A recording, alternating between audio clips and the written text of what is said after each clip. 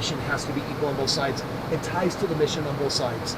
Everyone gets celebrated every month. They do dorky things. When new people get hired into the company, they don't care where they're hired. Oh, this is for sales, this is for ops.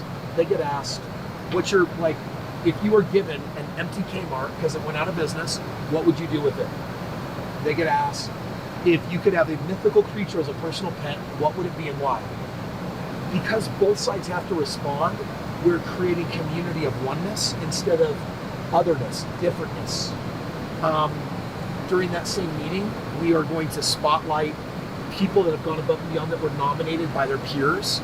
And it's really weird. No one knows this, but magically, it's almost like we're equally recognizing people on both sides of the fence. So what we're doing is we're building community and we're building camaraderie and we're helping everyone feel seen and appreciated for their different ways. Never, never, never say anything that makes one role more important than the other. Here's the kiss of death. This person had a great sales week, so they're more celebrated than any of you, especially you salary people. Now, by the way, when we go to the weekly meeting with the sales team, are we rubbing it in people's faces? Are we celebrating the leaderboard and the number one? Are we pooping a little on the people that didn't throw up numbers? Oh yeah, and in 100% commission, like there's a certain amount of competition versus collaboration that you're trying to balance. There's a time to crack down, right? Like 2 weeks ago, we had a really weak sales week, and that was a crackdown week. And the week after, they freaking doubled, quadrupled sales from the week after, and they got celebrated. It's Tuesday, and they're already up 30% higher than the week before. So, like, they are treated differently, but only in their division, just like in ops.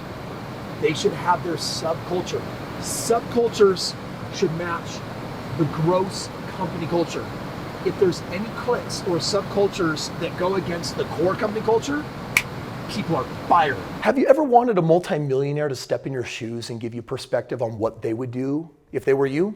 Well, guess what? I am pausing my podcast for this brief moment to make sure you have access to my cell phone, because you can text me, Kris, I want a free game plan. Literally just text 385-217-3477. And I got news for you. You can ask me a question about anything. You can ask me a question about life, the meaning and purpose of it. We can talk about finances, business, real estate, marriage. If you got a question, text me. Let's jam. Every employee is entitled every week to a free breakthrough, paid for by the company. About 85% of the company every week has a breakthrough session. And what it means, and by the way, a year ago, it was like 10% of the company. Wow. So we've worked hard. By the way, so some cultural shifts that are important but not urgent take time. Your plan should be for this culture to be fully embraced 18 months from now. Yes. Now, I know you want to have solutions tomorrow, because sales-mindedness is almost always, what are we doing in the next 30 days, in the next 90 days?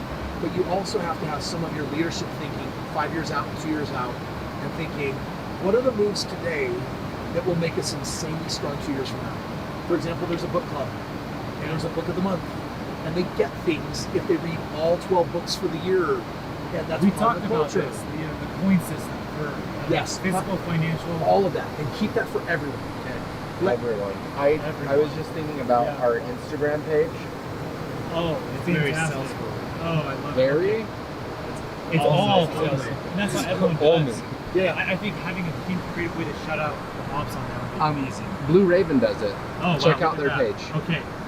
Whole company, once a month recognition process. Okay. Once a month recognition. Okay. There should be, outside of that, you should probably have 2 main company events a year. It could be a Christmas party and a summer bash. There should be 2 or 3 opportunities a year where everyone comes together and everyone has a chance. And by the way, that doesn't mean always fly people in town. We always have a virtual way of participating in different things as well. And so you need to have something that benefits everyone and creates recognition. Then you need sub-recognition per department. Sales will be very, very run different than ops. And so on a weekly basis, there should be a way for the subcommittees and the subcultures, the sub-departments and divisions to be recognized. What are the ways we can do that on a weekly basis with ops to recognize? I think Instagram poster one.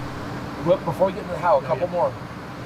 Figure out the number one barrier between sales and ops, and whatever that is, create a part of your dogma and culture to say, this thing we never do. And also one other thing is, make sure you're employing hierarchy. That means that operational hierarchy, you shouldn't have people everywhere in the chart talk to everyone in sales and do this. That's exactly what's happening. It's got, watch this. So for example, in your culture, you might want to say, we honor the org chart. The what? Org chart? Honor the org chart. Now, you don't say we honor hierarchy, because the truth is, hierarchy is seniority position. yeah, it's actually a little demoralizing when someone's not at the top of the food chain. So you say we honor the org chart, and what that means is, when we release our new culture, they're like, that's a weird one. What does that one mean? Oh, and then there's a sentence to define it. When you have positive recognition, when you have positive feedback, when you have criticism, constructive criticism, all of these are shared with the appropriate people inside the organizational chart. And then you actually show them, by the way, sometimes there's drama because people haven't seen a chart and they don't know who they're supposed to, like, they're like, well, I kind of report to that person, but not when it's about these things. I always go talk to that person. It's like, no, we don't do that anymore. We honor the org chart. Yeah. Right? This is great. Yeah. So a culture of breakthrough, no drama, honor the org chart, right? Those are three great examples. Okay. You can have a subculture for the sales team that wants way more pump and rally and excitement and all that good stuff. Perfect, do that stuff. You're going to create space for them to go nuts and cheer and scream and do all that good stuff. But there's got to be common ground culture where everyone can meet in the middle. Figure that out, master it, and so here's how you figure it out. Here's how I would do it. Make a list. All of you submit a list of all the problems that you perceive. Make a master list, and then here's your goal. You have to put them into buckets. So let's say you have a list of 48 complaints. Your goal is to put them in the least amount of buckets that would solve them. Let's say it's 5, and let's say it's 8. You're like, too many. Collapse. Oh, if we combine this with that, okay, now we're down to these are our 4, 5, 6 things. Exactly. And then you craft the phrase, the statement, and you publish it.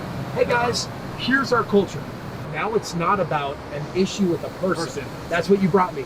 Now it's an issue with the culture being dishonored that everyone's agreed to. So here's the language, Cody, for you and for everyone. It's called agreement formation. This is a very important phrase that I recommend you adopt in your company. Agreement formation means that both parties have discussed something and now have a mutual agreement. Agreement has been formed. Yeah. And it might be formally written out. It might just be verbal, but now we have agreement formation. And once you know now what your culture is, so there's a mission and a culture. The mission is why we do what we do. The culture is our agreement formation as a company of how we all choose to interact with each other as members of this company. And then once you have that, the third thing is then get into the how are you going to implement it, and that would be things like ops and sales.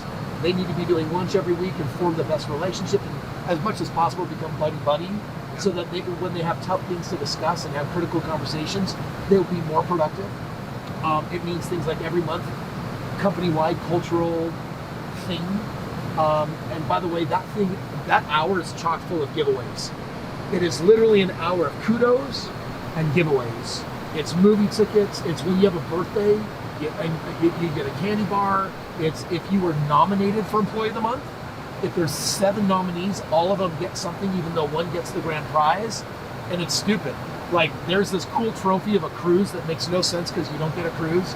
And it has all of these things coming out of it. It's kind of goofy and dumb, but it's like the company's trophy award, and everyone gets their Polaroid picture taken and put on it. So when it's next month bestowed to the next person, like, they're now part of that special tribe. Guys, get dorky, get fun, get creative. It's kudos. We got plenty of that. And by the way, it's important company updates. We got no problem with that. It's company updates. It's how we're achieving the mission. And then it's kudos giveaways. And when you give something away, make sure it's always meaningful. Repeat those one more time, Kris. Giving things away, how we're achieving the mission. Yeah, so it's company updates. Yep. Spend as little time on that as possible, because your job is to make this the most fun meeting of the month. I'm not joking. This is the fun meeting. Josh, fun. Number two is how are we achieving the mission? Hey guys, check out this testimonial. Yeah. Check out this special story. Brent, stand up and share with us what you heard. Hey Terry, will you share with us this really cool win? See guys, we're achieving the mission. Then it's filled with kudos. And when I say giveaways, they're always tied to a behavior that you want to see more of. If it's arbitrary, people won't know how to repeat it. They'll think it's stupid. So it's like, I'm either going to make you feel good for something you did verbally, or there will be verbally with something that you get. Never underestimate the power of a $20 this and a $10 that. A $20 iTunes gift card. If someone's virtual there, have someone prepared in the meeting to say, hey, I just texted you a link.